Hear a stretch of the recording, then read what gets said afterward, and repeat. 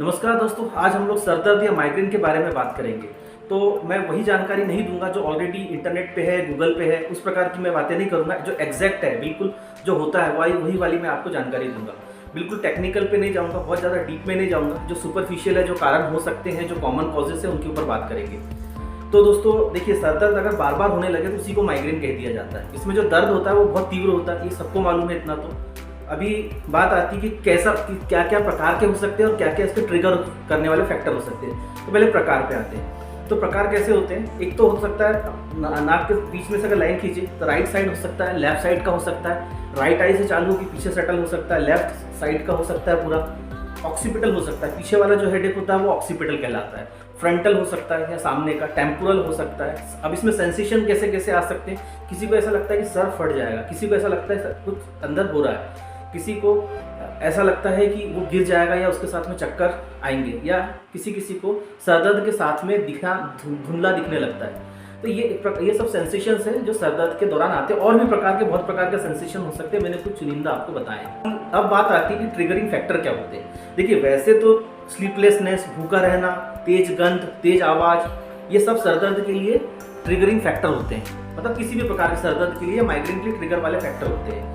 अगर कुछ लोग ऐसे रहते हैं कि जो बहुत देर तक भूखे रह जाते हैं या खाना नहीं खाते हैं तो उनको माइग्रेन होने लगता है। कुछ लोग ऐसे होते हैं कि जिनको अगर गैस या एसिडिटी हो गई तो भी उनको माइग्रेन हो जाता है, या किसी ने रात जागरण कर लिया तो भी उनको सर दर्द चालू हो जाता है। तो ऐसे बहुत सारे फैक्टर्स होते हैं। या कुछ लोग थोड़ी ठंड में एक्सपोज हो गए तो भी उनको सर दर्द हो जाता है। अच्छा, तो ये तो बात होगी सर दर्द के टाइप्स की बात। अभी मैं सर दर्द के मैंने बहुत सारे केस ठीक करे, मैंने सब में एक पैटर्न देखा है। जिनको भी माइग्रेन का क्रोनिक प्रॉब्लम है, लंबे समय से माइग्रेन है, उनको सर्दी नहीं होती, बिल्कुल भी सर्दी नहीं होगी। वो बताते हैं उनको याद ही नहीं कि कब सर्दी हुई, उनको छींकें नहीं आती, सर्दी नहीं होती। अच्छा, और जब ये पेशेंट ठीक होते हैं मेरी मेडिसिन से, तो मैंने देखा है सबको रिकरेंट कोल्ड का प्रॉब्लम हो जाएगा, उनको बार बार स्नीजिंग आएगी, छींक आएगी, इस प्रकार की समस्याएं उनको आने लगती है और इस प्रकार से माइग्रेन ठीक होते हैं।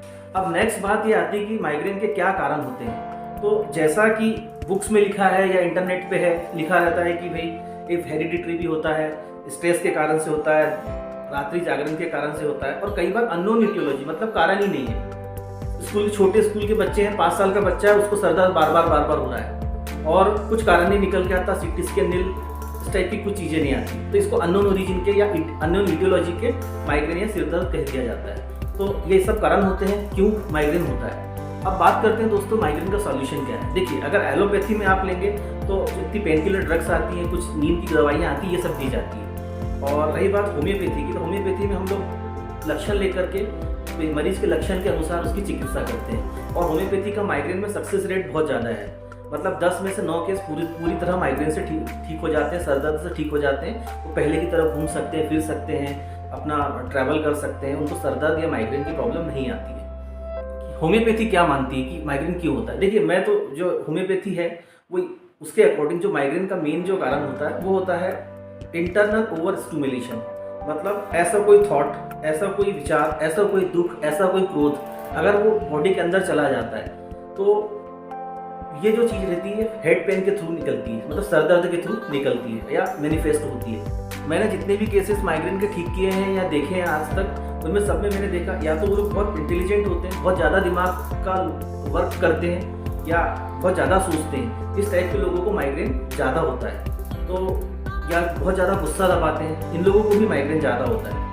बहुत सारे लोग सोचते हैं कि सिर्फ जो माइग्रेन जो है वो कभी ठीक नहीं होता है, लेकिन ऐसा नहीं है। होम्योपैथिक मेडिसिन से पूरी तरह ठीक हो सकता है। प्रॉपर मेडिसिन सिलेक्शन होना चाहिए। मेडिसिन अगर अच्छे से सिलेक्टेड है, वेल सिलेक्टेड अगर मेडिसिन है और होम्योपैथी की, तो अगर वो देते हैं तो मैंने पूर्णतः ठीक होते देखा है। कभी रिवर्स आते नहीं देखा कि उनको जब तक मेडिसिन खाते रहे तब तक ही आराम है, ऐसा नहीं हुआ।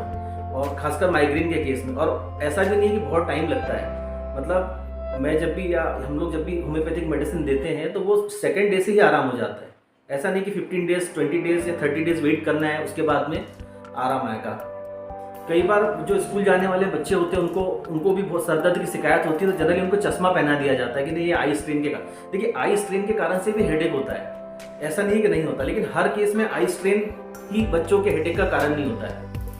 तो उसको बोलते हैं स्कूल हेडेक, मतलब बच्चा स्कूल गया और स्कूल में जाकर के उसका सर दर्द चालू हो गया, थोड़ा सा पढ़ना लिखना चालू करा और उसको सर दर्द चालू हो गया। तो ये मेंटल वीकनेस के कारण से होता है, प्रेशर के कारण से होता है। तो इसको स्कूल हेडेक भी बोलते हैं। माइग्रेन ज़्यादातर महिलाओं में ज़्यादा होता है, पुरुषों में कम होता है, क्योंकि महिलाएं जो रहती है वो सोचती ज़्यादा है या अपनी भावनाएं आसानी से व्यक्त नहीं कर सकती, मेरा ऐसा मानना है। और इसके कारण से भी, और या तो डोमिनेशन के कारण से भी महिलाओं में हेडेक की समस्या ज़्यादा होती है as compare to male. Actual में ना दोस्तों, जो माइंड को ना रेस्ट पे होना चाहिए, पीस पे होना चाहिए। अगर वो पीस पे नहीं रहेगा तो इस प्रकार की बीमारियां, माइग्रेन हो गई या न्यूरल जितने पेन होते हैं, ये सब आते हैं। तो अगर पीस मतलब शांति में दिमाग होना चाहिए, ना तो बहुत ज़्यादा एक्टिव होना चाहिए, ना तो बहुत ज़्यादा डल होना चाहिए। अगर वो बीच में है, पीस में है, शांति में माइंड है, ज़्यादा थॉट नहीं है, रिलैक्स अगर आप हैं, तो ये माइग्रेन जैसी समस्या कभी नहीं होगी आपको। होम्योपैथी बेस्ट है माइग्रेन के लिए। मैं आपको सबको रिकमेंड करूंगा, जो भी नियर आपके होम्योपैथ है, कोई भी बेस्ट, अगर आपके नज़र में कोई होम्योपैथ है, उनसे आप इलाज कराएं, आपको ज़्यादा अच्छे रिजल्ट मिलेंगे, ज़्यादा अच्छा रिस्पॉन्स मिलेगा माइग्रेन में होम्योपैथी का। होम्योपैथी की बहुत सारी मेडिसिन माइग्रेन के लिए आती है। मेडिसिन स्पेसिफिक नहीं होती, इसलिए मैं बता नहीं सकता, क्योंकि अलग अलग लक्षण, पर्सनैलिटी, उसकी कंडीशन, उसके स्वभाव के हिसाब से मेडिसिन सेलेक्ट होती है और सबका स्वभाव अलग अलग होता है। इसी को हम लोग इंडिविजुअलाइजेशन बोलते हैं। उसके अकॉर्डिंग होम्योपैथी की मेडिसिन दी जाती है, तब जाके माइग्रेन ठीक होता है। मतलब कोई भी स्पेसिफिक मेडिसिन नहीं है, जैसे कि पैरासीटामोल एक मेडिसिन है एलोपैथी की, अगर वो सबको दे दो सबका बुखार ठीक होगा, वो एक जनरल मेडिसिन हो गई, ये सब बुखार का। लेकिन होम्योपैथी में ऐसा नहीं होता। होम्योपैथी में क्या होता है कि सबके लिए अलग अलग मेडिसिन, जिस प्रकार से जिसके लक्षण हो, जैसा सेंसेशन हो, राइट साइडेड हेडेक है, लेफ्ट साइडेड है, उसके साथ में क्या सेंसेशन आ रहे हैं, उसका स्वभाव कैसा है, उसका रोजगार क्या है, उसके पीछे क्या टेंशन है, क्या प्रेशर है, इन सबको देखते हुए फिर मेडिसिन सिलेक्ट की जाती है।